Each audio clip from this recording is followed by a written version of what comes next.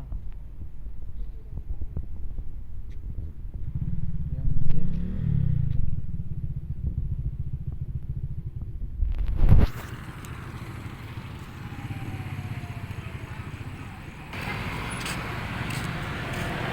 Isa.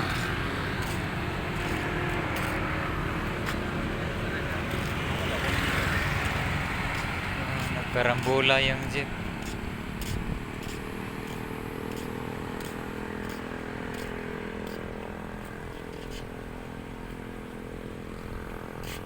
Yan. Kaya mag-iingat talaga sa pagmamaneho mga kaibigan, mga kapwa riders. Ito yung crossing siguro, dyan galing yung isa, din natin alam kung saan sila nagpang-abot. Kaya mag-iingat sa pagmamaneho. Manalangin bago alis, manalangin pag dumating sa mga tahanan natin.